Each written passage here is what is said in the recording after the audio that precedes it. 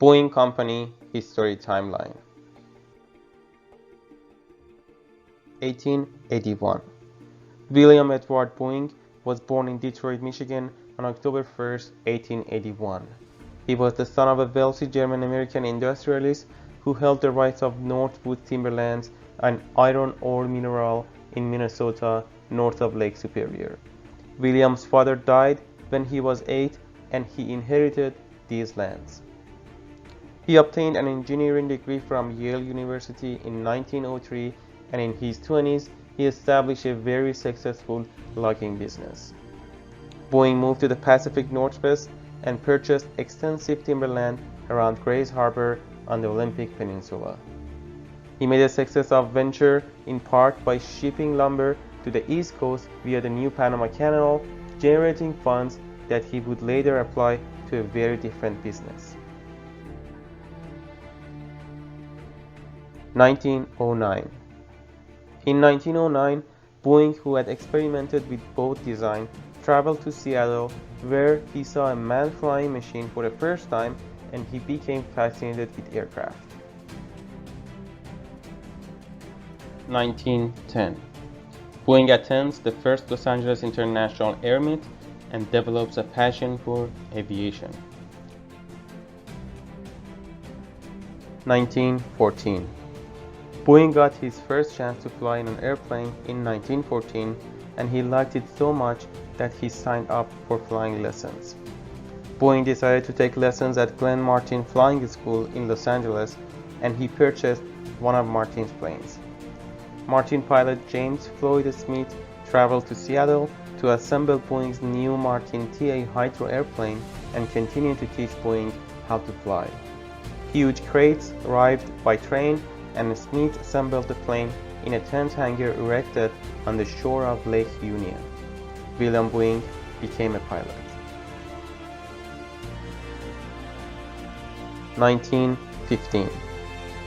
Boeing's test pilot Herb Munter soon damaged the plane.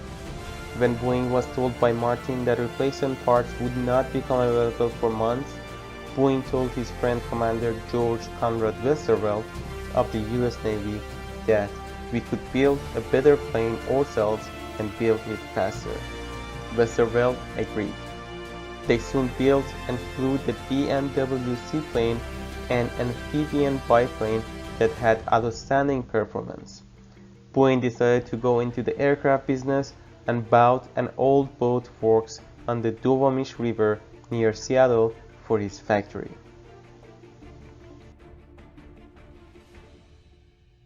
1916. In 1916, Boeing went into business with George Conrad Westervelt as B&W and founded the Pacific Aero Products Company. The company's first plane was the Boeing Model 1 or B&W seaplane. 1917. When America entered the First World War on April 1917, Westervelt decided to leave the company after being deployed to the East Coast. Boeing changed the name from Pacific Aero Products Company to Boeing Airplane Company and obtained orders from the US Navy for 50 Sea Trainer planes.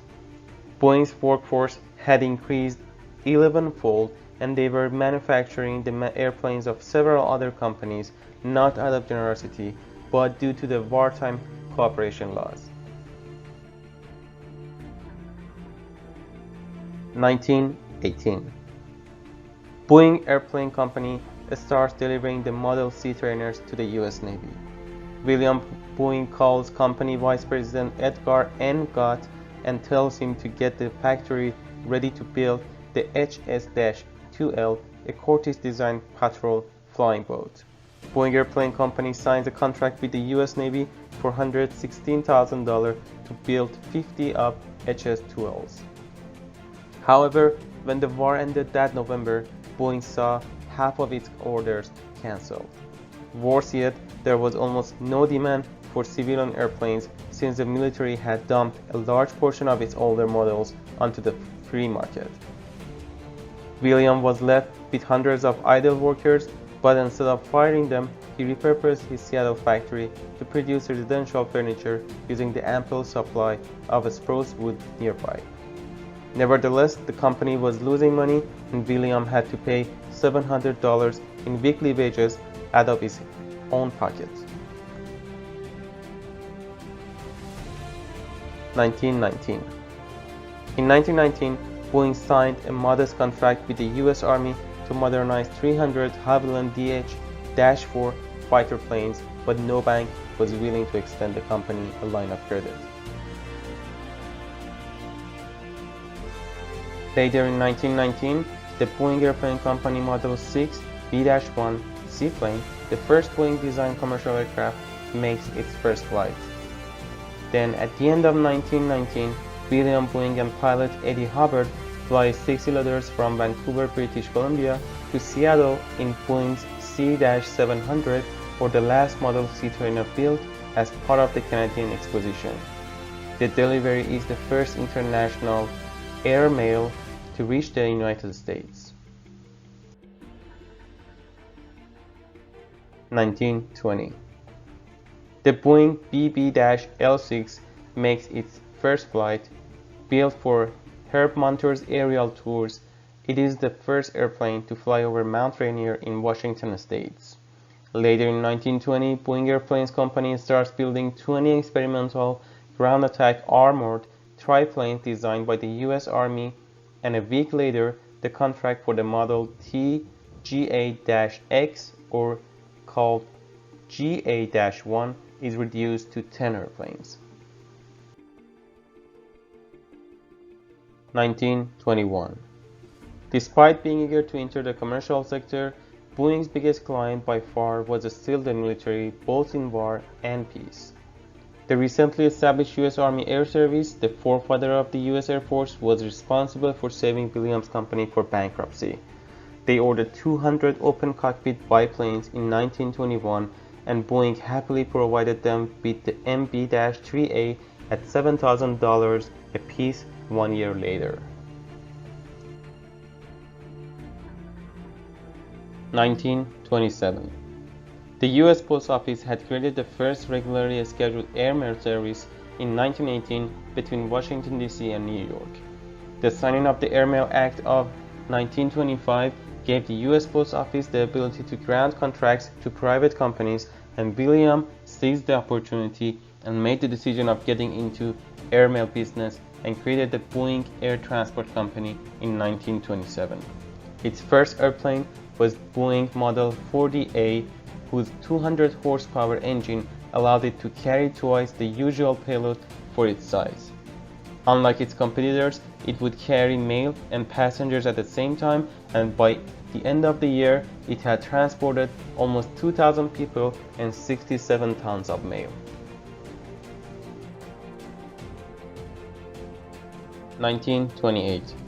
Boeing's engineers got their hands on the Fokker D-7, an advanced German fighter plane from World War I. They greatly improved upon the plane's design, replacing its wooden fuselage with one welded from steel and braced with piano wire. This prototype fighter could reach a top speed of 159 miles per hour, and the US military ended up buying 150 planes by 1928. Later in the year, William negotiated a deal to buy out his only big airmail competitor, and a few months later, he also acquired Pratt & Whitney Aircraft, the company that made Boeing's engines. 1930. By the end of the decade, Boeing had become a near monopoly in aviation. During the early 1930s, commercial air travel was finally starting to take off, and William capitalized on this by developing the Model 80, a 12-passenger biplane. Boeing had designed the plane with comfort in mind, and it was the first aircraft to have registered flight attendants on board. Despite the advent of the Great Depression, the aviation industry was booming, and by 1933, Boeing transported half of all passengers and airmail in the US.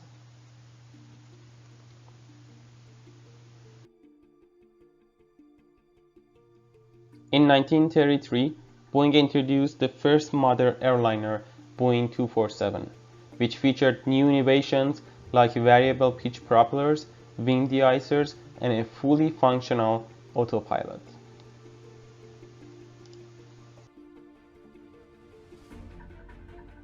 1934. Boeing made the arrogant decision of reserving the first 60 of Boeing 247 aircrafts for its airline. This was a red flag, and after a quick congressional investigation on antitrust grounds, the federal government passed the Airmail Act of 1934, which broke up all aviation holding companies. Suddenly, Boeing was split in three. United Airlines took control of transport business. United Aircraft took over the manufacturing business in East, and Boeing retained the manufacturing business in the West. William was devastated. He sold his entire stake in the company and retired to breeding thoroughbred horse for the rest of his life. The split hurt Boeing immensely, and other companies quickly rose to take its place. Boeing's most notable competitor at the time was Douglas Aircraft. 1938. With Europe on the brink of war, Boeing developed a revolutionary bomber of unprecedented scale for the US military.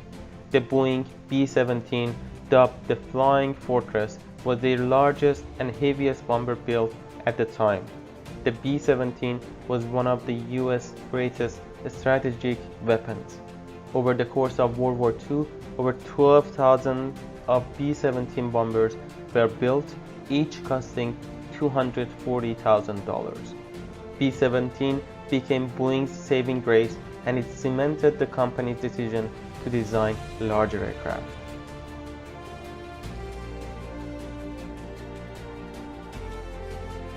(1939) Boeing Company developed Boeing 314 Clipper, whose unprecedented range of 3,600 miles made it the first aircraft to fly regular scheduled flights between the US and Britain.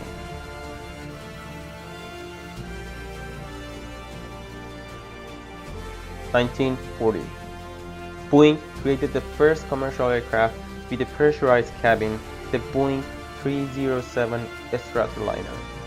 It could fly up to 20,000 feet at a time when other airplanes could barely climb above 14,000 feet due to the oxygen deprivation. Boeing restored its position as the top aircraft manufacturer in the US again. 1943. Boeing became larger and larger, and towards the end of World War II, they were building over 300 planes each month, and their workforce had ballooned to over 78,000 employees.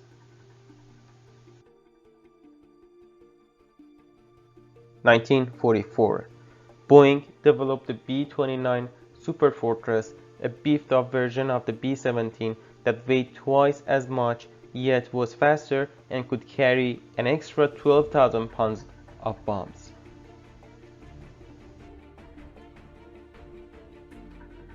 1945.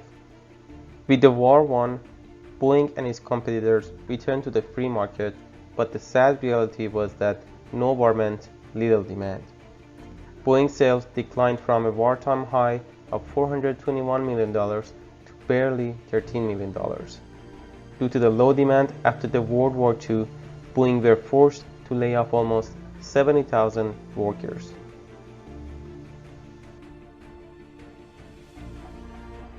1950s. The decade after World War II saw the proliferation of jet technology, which was pioneered by the German Luftwaffe in 1939. Boeing produced two subsonic jet bombers, the B-47 and B-52, and they were very successful. 1955. Boeing had started projects on prototype surface-to-air guided missile in 1946, and by 1955 they had a model ready for production. Boeing called these missiles Bomark and ended up selling 600 units. 1957. The Cold War steered the aviation industry in a very different direction. When the Soviet Union launched the first artificial satellite around the Earth's orbit, the Sputnik 1, the American public was in awe. This was a wake-up call for the US, and its launch triggered the famous space race that kick-started aerospace development.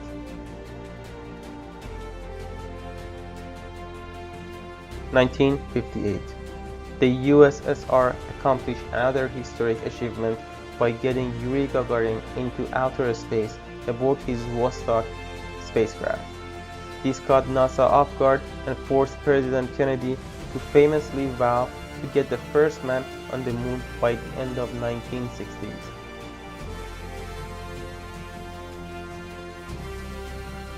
(1958) Bomark's impressive capabilities landed Boeing a pivotal government contract in 1958, which requested the construction of a land-based intercontinental ballistic missile, the LGM-30 Minuteman, a three-stage solid-fuel rocket capable of delivering 3 nuclear warheads.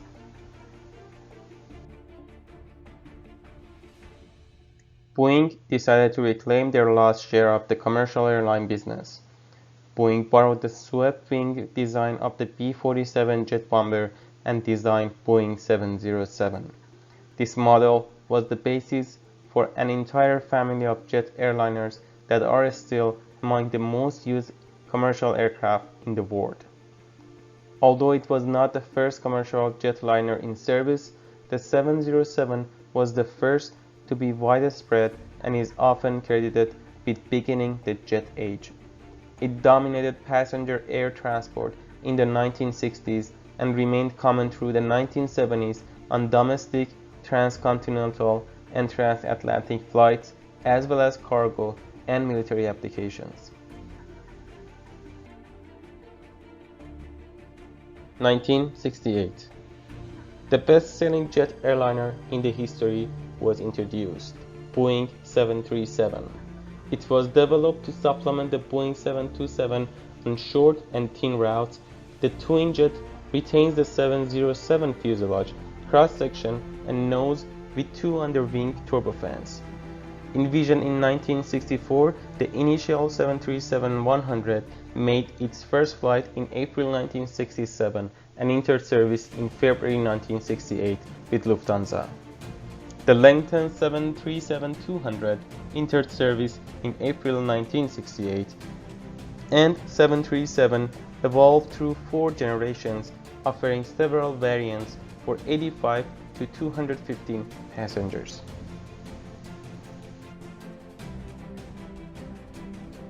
1970. Boeing introduced the Boeing 747, Boeing's first wide-body jet airliner, and it featured a double-deck configuration that could seat over 400 passengers. After introducing the 707 in October 1958, Pan Am wanted a jet 2.5 times its size to reduce its seat cost by 30% to democratize air travel.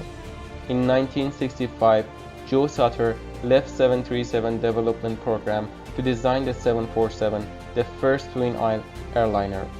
In April 1966, Pan Am ordered 25 747 aircraft, and in late 1966, Pratt & Whitney agreed to develop its JT90, a high-bypass turbofan engine.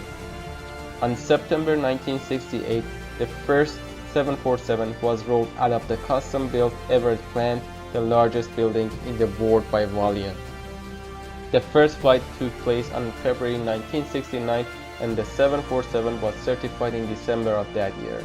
It entered service with Pan Am on January 1970, and it was the first airplane dubbed a jumbo jet.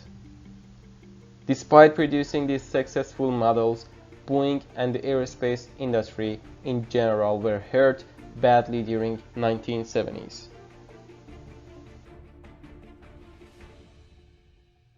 In 1973, the oil crisis quadrupled the price of main component of jet fuel, which caused a spike in ticket prices and a huge decline in airline passengers. The company was forced to lay off 43,000 employees in Seattle alone. Around this time, the French company Airbus was emerging. The US Congress halted Boeing's funding for their first commercial supersonic aircraft, the company's answer to the European Concorde.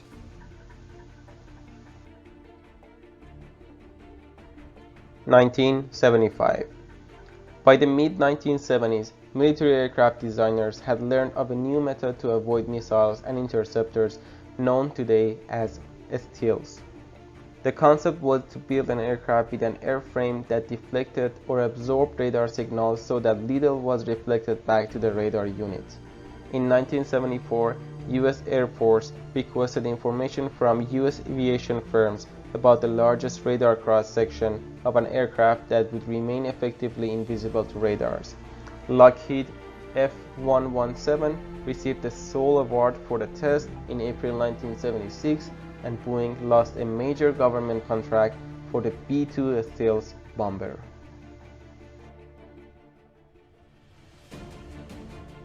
(1970s). During these hard times, Boeing relied heavily on the income of its lesser-known products, like its helicopters, hydrofoils, and even its rail vehicles that ran in San Francisco and Boston. The late 1970s showed signs of recovery for Boeing. The price of oil stabilized, people started flying again, and orders for new jet airliners came rushing in. In 1982, Boeing pumped out two successful aircraft models, the Boeing 757 and 767, whose combined development costs amounted to $3 billion.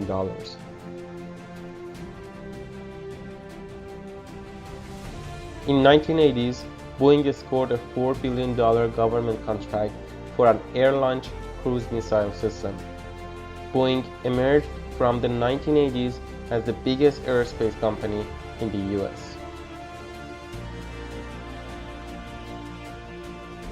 Boeing's hit airliner from the 1990s was the Boeing 777, the world's largest twin jet with a range of up to 11,000 miles that has sold 1,400 units to date. The 777 was designed to bridge the gap between Boeing 767 and 747. Developed in consultation with 8 major airlines, the program was launched on October 1990 with the first order from United Airlines. The prototype first flew on June 1994. The 777 first entered commercial service with United Airlines on June 1995. Longer-range variants were launched on February 2000 and were first delivered on April 2004. It is the largest twin jet and has a typical 3-class capacity of 300 to 368 passengers with a range of 5,240 to 8,555 nautical miles.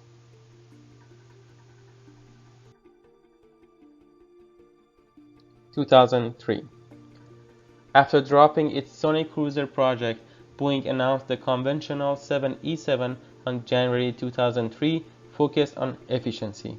The program was launched on April 2004 with an order for 50 from All Nippon Airways, targeting a 2008 introduction. On July 2007, the prototype was rolled out without major systems and experienced multiple delays until its maiden flight on December 2009. Type certification was received in August 2011, and the first 787-8 was delivered in September 2011 before entering commercial service on October 2011 with ANA.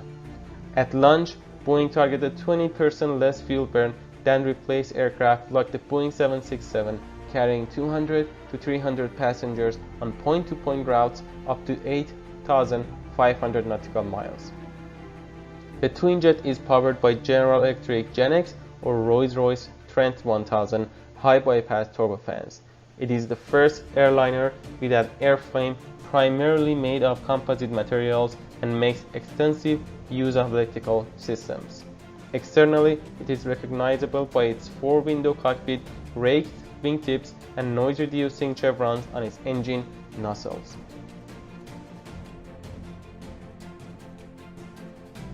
2001. Boeing further cemented its position as the #1 aerospace company not only in the US but across the whole world. Between its 787 Dreamliner and over a dozen significant military contracts, Boeing has expanded from the aerospace industry into satellite communications and cybersecurity. Boeing also continued its collaborations with NASA, a decision which has for the past 10 years brought it into conflict with SpaceX. The rivalry between Boeing and SpaceX has come to known as the second space race. It's far too early to be calling dibs on the second space race though, considering the fact that the ultimate challenge of developing missions to Mars is still a long way off. But when you add Airbus' fierce competition on the commercial aviation side, it's pretty clear that Boeing will be hard-pressed to retain its top spot in the aerospace industry in the years to come.